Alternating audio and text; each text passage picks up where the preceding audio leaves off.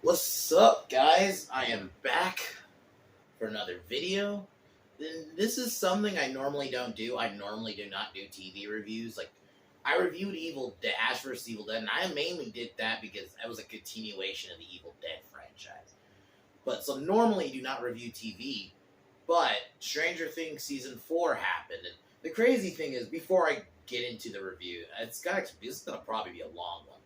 This might be split into parts because I'm not going to just start off with a review. I kind of going to talk about the story in general with Stranger Things.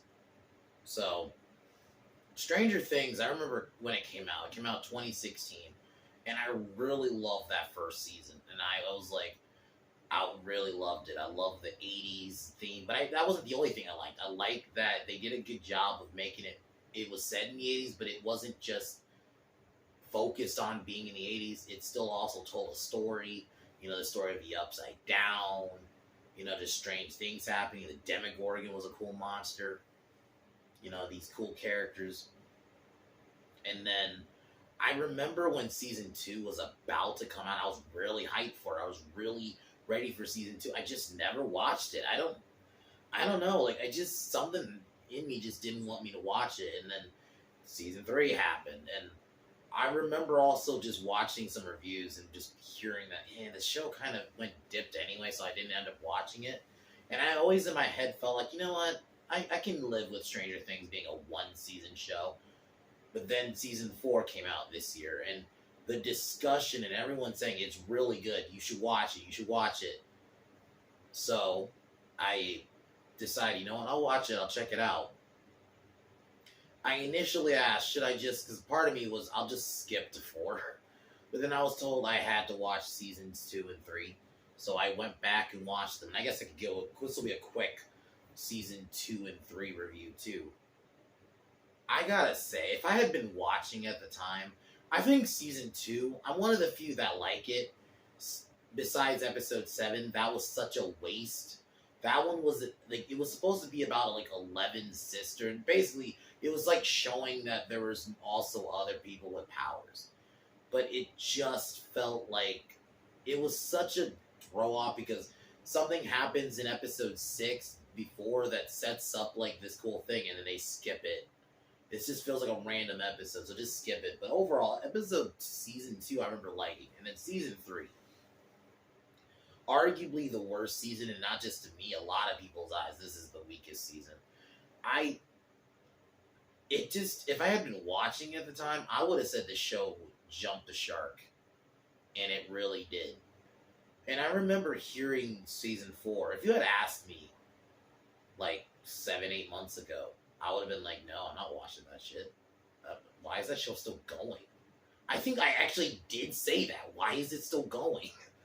And then how good it was. They did a really good job this season. I gotta say, and I'm gonna say this review.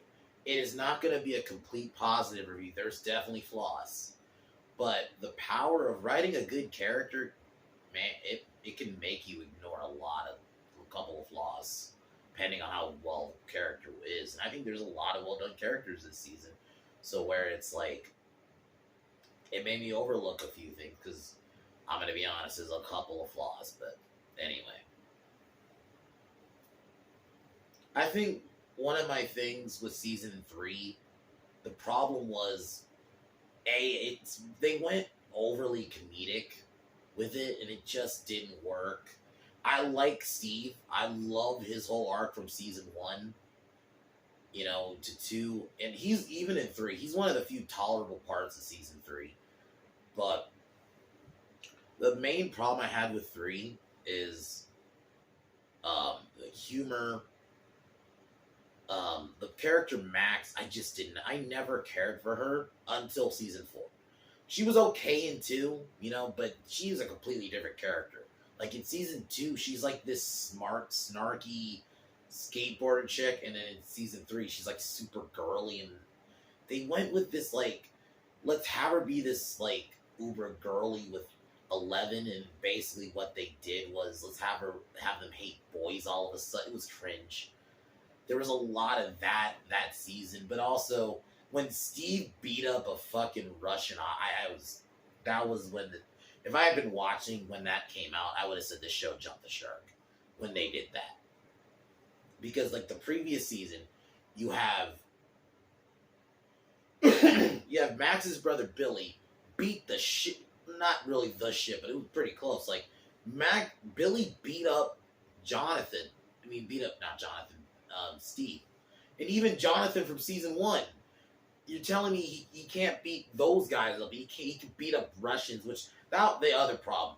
The Russian plot for season 3 was so ham-fisted, and I understand it was supposed to be like it's the 80s, and they were going for like this summer blockbuster feel. That is what I heard.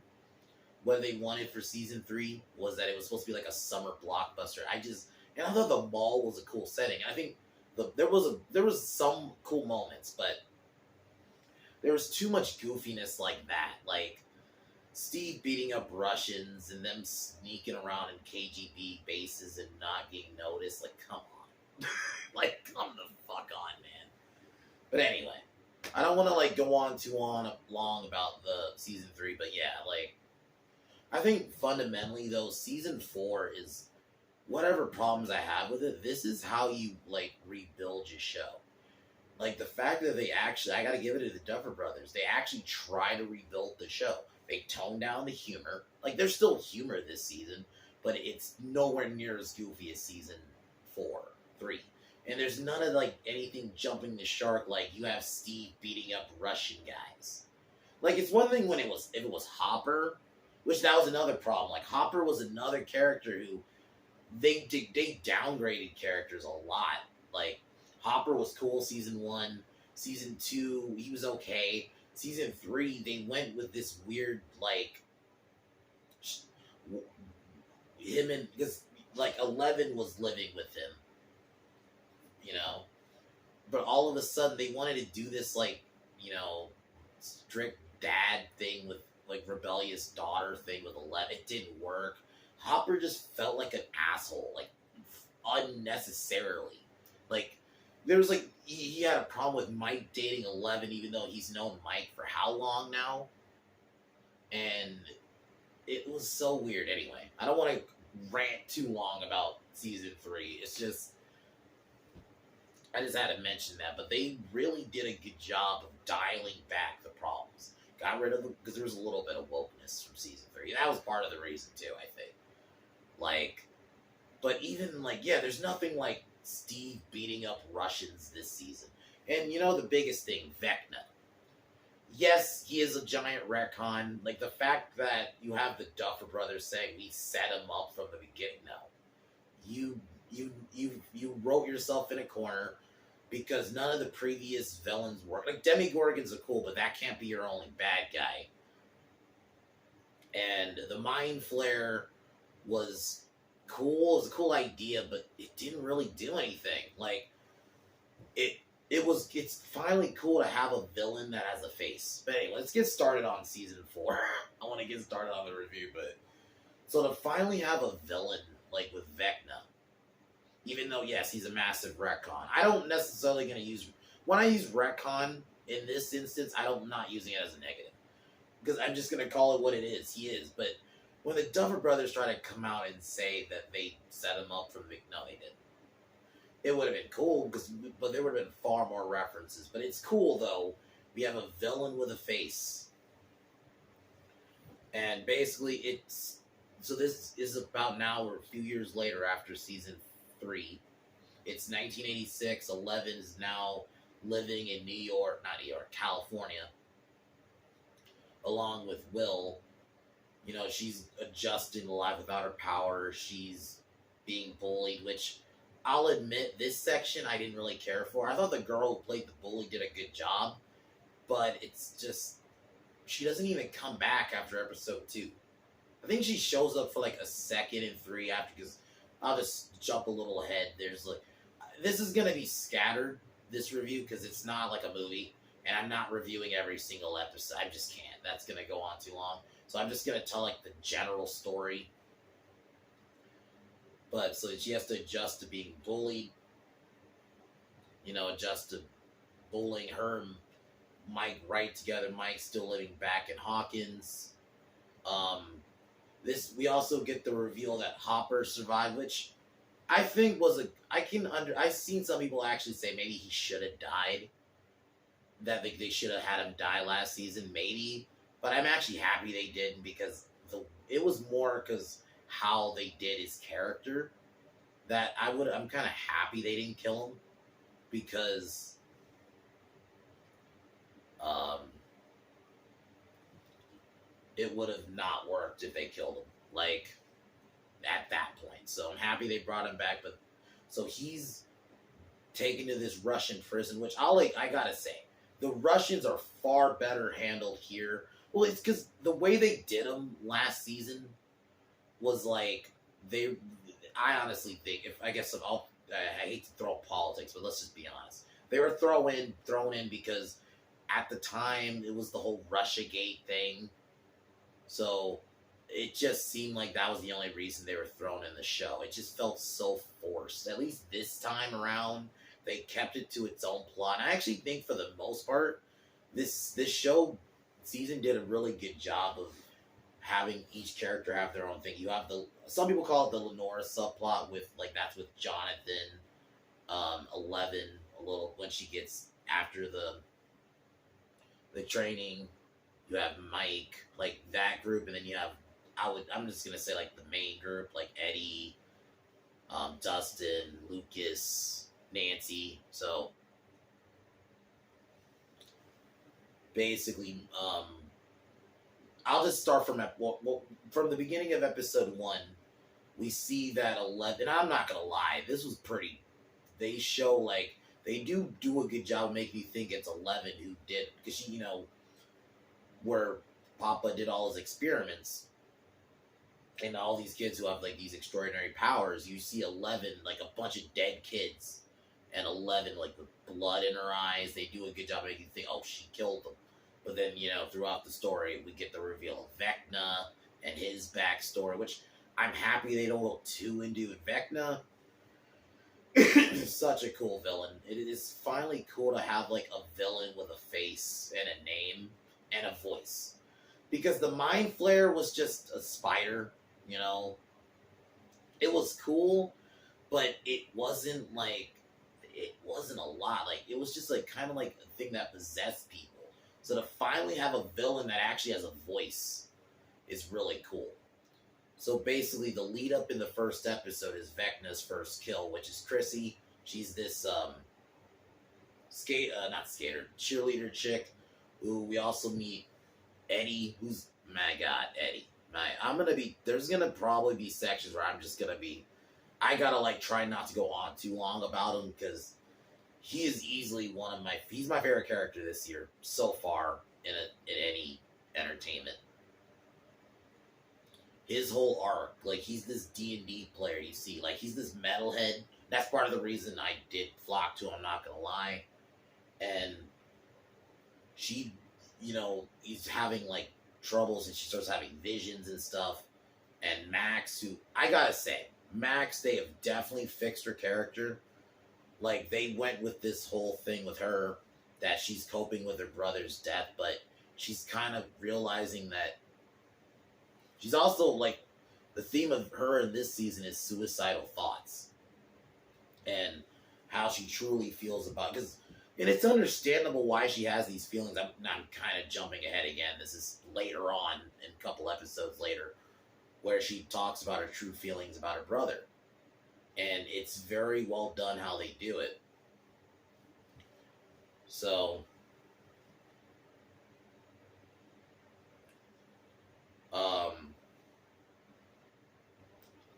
so they definitely, that is the thing. They fix certain things. They fixed Max, and they actually made me like her as a character. And I love Lucas in this season, because I felt like the other season, minus season 1, Lucas doesn't really have a lot to do. So in this, his arc is, he wants to be the popular kid, so he joins the basketball team. And, so they're part of, Dustin and Will are part of this group called the Hellfire Club. They're these D&D players. So I thought that was a cool element to bring in, because it was the 80s. D&D was a big element. They even bring in the real life element of Granted, this was more in the 90s, but it still applies. Everyone thought D&D was satanic because murders start to happen. You know, we all know what really is happening with Vecna. But the town thinks Eddie Munson did it because, you know, they're part of this satanic cult. And that was like an actual thing. The way they implemented that this season was really very well done. And the way they did, like I said, multiple storylines. You have Nancy kind of trying to do her own investigation. That's another character they heavily fixed. I liked her in season 1 and 2. I hated her last season. I didn't really care for her story in general last season. But they made her like just all it with her. It was almost like all she wanted to be was just right last season. So they fixed that. And the only thing is, I do agree, her and Jonathan, like, date, you know, they start dating season 2 and 3. But this season, they're separated, and it's like, that's another thing they're clearly teasing. They're going to put her and Jonathan back together, which I do agree, her and Jonathan have way more chemistry. Steve. Steve is such a cool character. He's his whole arc going from, you know, because he starts off as like this douchey guy that, you know, picks on Jonathan, but then he eventually grows as a character, shows he's willing to protect people, you know, even though him and Dustin's dynamic, like, that aspect is what's not saved, but made season 3 watchable, was that dynamic. So it's cool to see him have the dynamic with the kid again. Yeah, Dustin has a bit more of that with Eddie this season, but you still get bits of that with him and Steve this season. I still think you still get it, So, Jonathan, he's like the only character I do feel like he doesn't really have much to do. All he is, and granted, I am a stoner, so, speaking of which. But his whole arc was, he doesn't really have one. I don't really know why he said the word arc, because he doesn't have one. He's just, I'm gonna smoke with my buddy Argyle. He does have a really good scene in, I think it's episode 9, before 11's about to go try to help Max.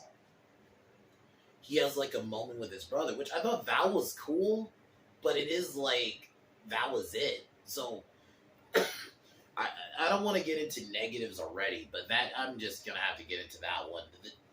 The lack of deaths and the deaths they do get to, which I'll get to in a bit, bother me. But if any character, I hate to say you should have killed, it should have been Jonathan. He didn't have much to do this season. He really didn't, even last season a little bit. But at least last season he was kind of more involved. He wasn't really involved this season. So there were I still think there are some characters who weren't really involved, but... So basically, at the end of episode 1, Vecna kills Chrissy, and they start now thinking it's Eddie, because Eddie's the last one seen with her, and now the next episode basically is where the town starts thinking it's Eddie. They don't immediately think it's Eddie, but they're starting to start getting these murders.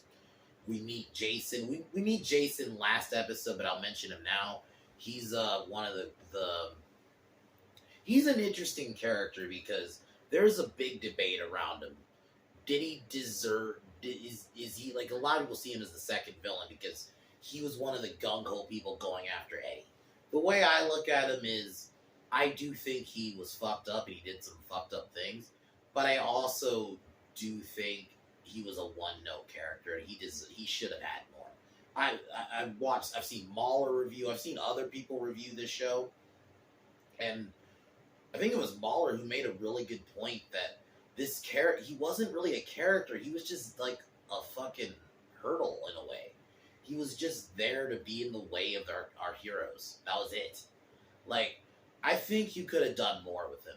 Because in the sense, what he's going by is his girlfriend died and this dude was the only one with her. I'm not gonna lie, I wouldn't do what he did, but I would think like, I would think it's him and I would want to know. And I think they do a good job of, like, really getting the town to rally and go crazy over this. And pretty much the second episode, I'm not going through every episode, but I'm just gonna speed it up. We get another death. The the guy that Nancy works with in the newspaper all the time, his death is pretty great. I'm not gonna lie. When I saw, I remember watching episode 1 the first time, and the ending of it where we saw Vecna's first kill him. You just see people like arms and snap and their blood's coming out of their eyes. I'm like, holy shit. I'm like, okay, we have a fucking villain. We have a fucking villain. And I like that. So, but then basically now 11, basically now she gets taken to back to, I'm just gonna say Paul Reiser, who I'm happy he's in this show. Even in like Wax season 3, he was one of my favorite parts. And you have this military general getting basically news of these murders. He's like the secondary antagonist. I thought he worked as a secondary or third. I guess you could say, I say secondary antagonist for the show. You know, because he thinks it's 11 doing it. So, and she gets reintroduced to Papa, and basically Papa wants to get her powers back to fight Vecna, because he's basically saying that Hawkins is in danger, and now Vecna wants to kill Max, and the way they really explore her story this season throughout is very well done. And I guess I'll spoil something, because this is the biggest flaw I have this season, and I can't hold it in anymore. She should have died, because in episode 9, Vecna pretty much, I'm gonna say it, they set it up to where she dies. Vecna broke her arms, and she ends up dying. But then they have it to where 11 saves her at the last second, to where she's not dead, but she's in a coma. She's in a coma essentially in the end. I hated that. To me, that it really bothered me, because this season, throughout the show, they set it up, that she was having suicidal thoughts and all this. She was writing these letters, and then she realized, actually, I don't want to die. But then they come up with this plan to try to get Vecna and use her as bait, and overconfident, it didn't go well. You know how, how great that story would have been. The scene with Lucas holding her in his hand in tears, like that scene was very well done, but then they didn't pull the trigger. I hated that. It really bothered me, because it was the story was written clearly. It was almost setting it up for it, and they didn't pull the trigger. So, anyway, but going back, the town starts thinking it's Eddie after the second murder. Jason and his friends decide, we're going to confront Eddie ourselves, and they start, beating up on Eddie's friends you see earlier in the show. Another thing the show did well, they fixed another character I thought they fixed, Lucas's sister, Erica. She, to me, I hated her character in season 1 and 2. Well, I didn't mind her in season 1. Hated her in 2 and 3. She was just written to be an annoying little sister to me. This would be fine. And Everybody Hates Chris.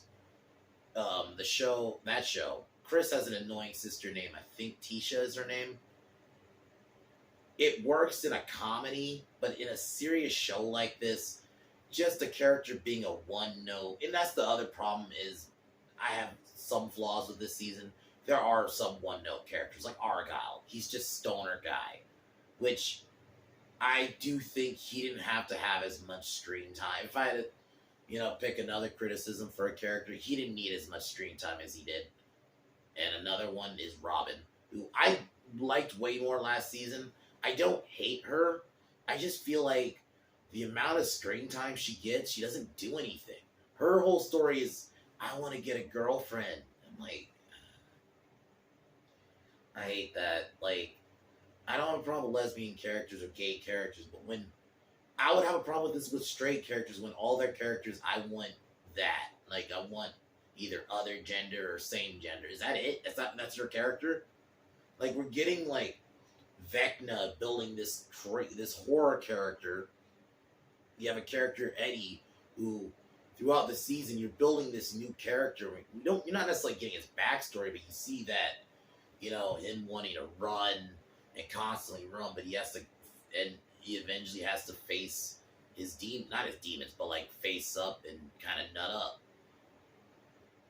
You have, you know, 11 trying to get her powers back, but Robin's arc is, I just want to get a girlfriend. Like, it's so. Anyway, I don't want to rant about that too long. It's just the same thing with Argyle. You get these one-note characters, and I think they did that with Erica, where she was just, I'm annoying little sister. So this season, having her be into D&D and being involved in Hellfire Club, helping with the group, I actually really liked that. She actually was a character this season, so that was cool. So basically, Lucas and his gang confront Eddie.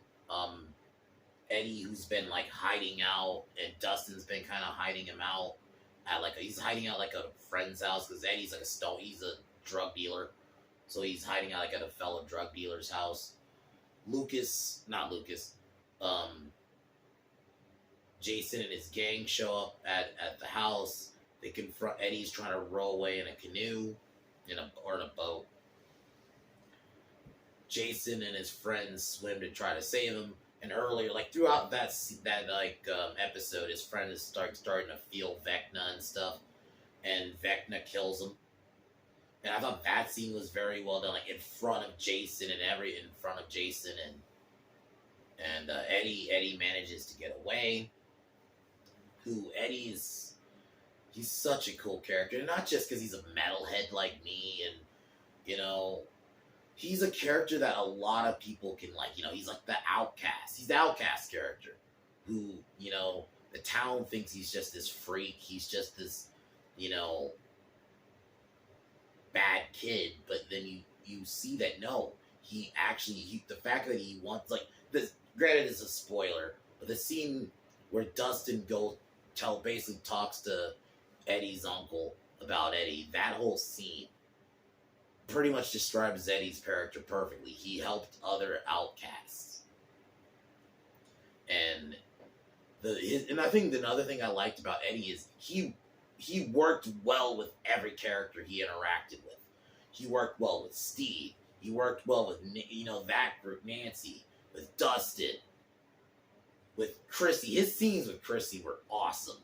And even it got the Duffer Brothers to even come out and say, like, man, if we had known they were going to have that chemistry, would have kept her around a bit more and had more of those scenes.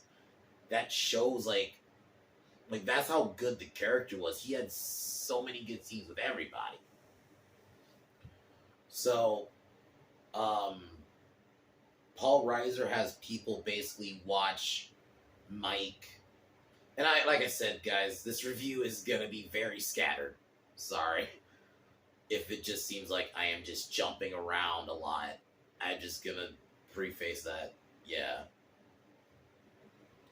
So, the agents that are watching Mike and his family get attacked, and I thought this sequence was kind of crazy. This was back from part 1, and you get like this crazy shootout scene, and I would have actually I kind of wanted more from that agent. I think Agent Norman was his name. You get like this crazy, almost John Wick style, like shootout scene. Very well done. He ends up saving the kids, but he ends up getting shot. He ends up dying. The kids this is where they get lost in the desert. And back with 11, they're trying to trigger her memories to trigger her powers. She sees that this is where we meet Henry, basically young Vecna. I'm just going to spoil that part. And a lot of the references, one of the things that got me to watch specifically was people were saying there's a lot of Dream Warriors and Nightmare on Elm Street stuff, and there is. I mean, Vecna's lair basically is Freddy's boiler room, or like the same kind of color style, red. Even the way Freddy screams Nancy's name, it just gave me Vecna. It gave me Freddy Krueger vibes when he did it. And it's just all around, just so many references to other things. And I think another thing this season fixed was one of my other problems, especially with season 3. I don't think season 2 did it as much. They got too caught up in the 80s references. I think they got too worked up with, we got to make this reference and this nostalgia reference, to where it doesn't feel, it takes me out of a show that's supposed to be a time period. Because if it's set in a time period, it should just feel like it just happens to be that time period. It shouldn't just be reference this, reference that. And that's what I feel like season 3 especially was that. So I'm happy they really toned that down this season. So basically, Dustin's group now all together have to try to strategize to take down Vecna. They realize that they find the house where Vecna is located. And episode 4 is probably my favorite. If I had to say my favorite episode from this season, it's that one. Episode 9 for a specific scene, which I will get to. But episode 4, the moment, like, just because of Max, the story with Max and her story, basically, this is where she has to almost like accept that she's gonna die at this point. Because Vecna, they theorize at this point that if he gets 4 kills, essentially, that the gates of hell, the gates of the Upside Down will open to the real world, especially. Will start opening to the